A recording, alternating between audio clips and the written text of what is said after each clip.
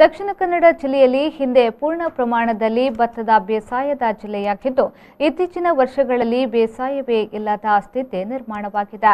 ಇದೀಗ ಉಸ್ತುವಾರಿ ಸಚಿವ ಕೋಟಾ ಶ್ರೀನಿವಾಸ ಪೂಜಾರಿ ಅವರ ಆಶಯದಂತೆ ಮತ್ತೆ ದಕ್ಷಿಣ ಕನ್ನಡ ಜಿಲ್ಲೆಯಲ್ಲಿ ಬೇಸಾಯದ ವೈಭವ ಜಿಲ್ಲೆ ಮಾಡುವ ಉದ್ದೇಶವನ್ನ ಇಟ್ಟುಕೊಂಡು ಭತ್ತ ಬೆಳೆಯೋಣ ಬದುಕು ಕಟ್ಟೋಣ ಎಂಬ ಆಂದೋಲನ ಆರಂಭವಾಗಿದೆ ಎಂದು ಶಾಸಕ ಸಂಜೀವ ಮಠಂದೂರು ಹೇಳಿದರು.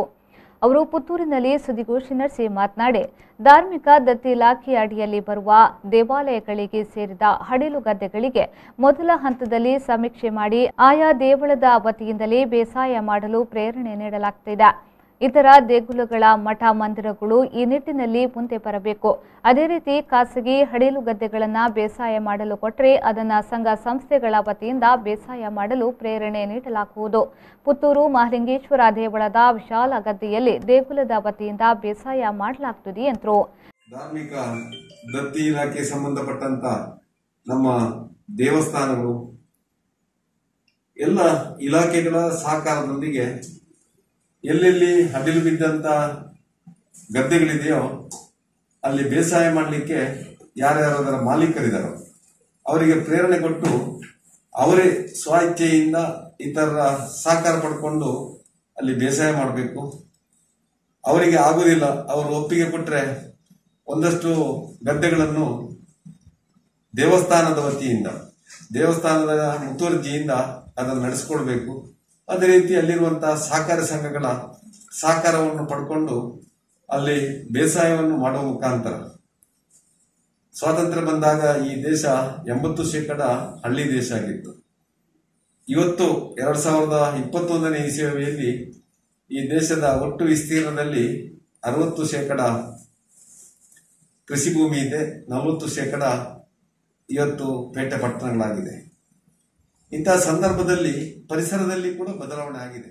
ನಮ್ಮ ಪರಂಪರೆ ಸಂಸ್ಕಾರ ಉಳಿಸಲು ಇದು ಸಕಾಲ. ಕೃಷಿ ಉಳಿಸುವ ಮೂಲಕ ಅಂತರ್ಜಲ ಸಂರಕ್ಷಣೆ, ಬದುಕಿನ ಮೂಲಸತ್ವದ ಮರು ಸಂರಕ್ಷಣೆ ನಡೆಯಬೇಕು.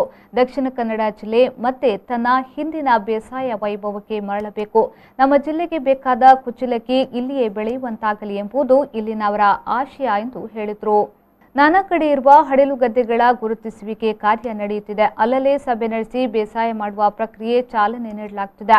ಈ ಅಭಿಯಾನದಲ್ಲಿ ದೇವಸ್ಥಾನಗಳು ಮಾತ್ರವಲ್ಲದೆ ಜಾತಿ ಧರ್ಮಗಳ ಭೇದವಿಲ್ಲದೆ ಎಲ್ಲರೂ ಸೇರಿಕೊಳ್ಳಬೇಕೆಂದು ಅವರು ಮನವಿಯನ್ನ ಮಾಡಿದ್ರು.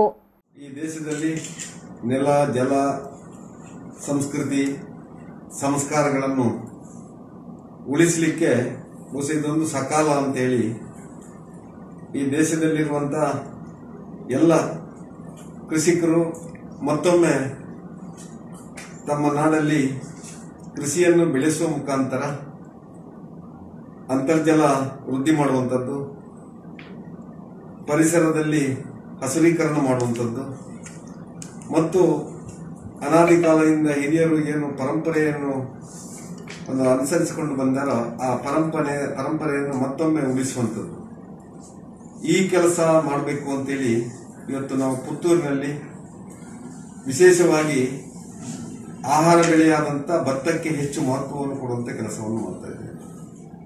ನಮ್ಮ ಜಿಲ್ಲೆಯ ಉಸ್ತುವಾರಿ ಸಚಿವರು, ಧಾರ್ಮಿಕ ದತ್ತಿ ಸಚಿವರು ಆದಂಥ ಕೋಟಾ ಶ್ರೀನಿವಾಸ ಪೂಜಾರಿ ಅವರು, ಅವಿಭಜಿತ ದಕ್ಷಿಣ ಕನ್ನಡ ಜಿಲ್ಲೆ ಆಹಾರದಲ್ಲಿ ಸ್ವಾವಲಂಬಿ ಆಗಬೇಕು.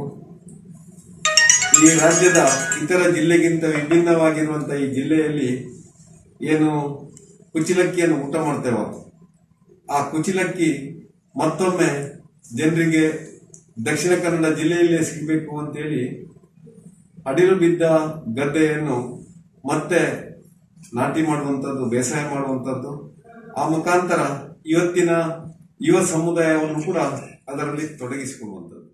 ಈ ಸಂದರ್ಭ ಪುತ್ತೂರು ಶ್ರೀ ಮಹಾಲಿಂಗೇಶ್ವರ ದೇವಳದ ವ್ಯವಸ್ಥಾಪನಾ ಸಮಿತಿ ಅಧ್ಯಕ್ಷ ಮುಳಿಯಾ ಕೇಶವ ಪ್ರಸಾದ್, ಜಿಲ್ಲಾ ಧಾರ್ಮಿಕ ಪರಿಷತ್ನ ಸದಸ್ಯ ಮುರಳೀಕೃಷ್ಣ ಹಸಂತಡ್ಕ ಸುದ್ದಿಗೋಷ್ಠಿಯಲ್ಲಿ ಉಪಸ್ಥಿತರಿದ್ದರು.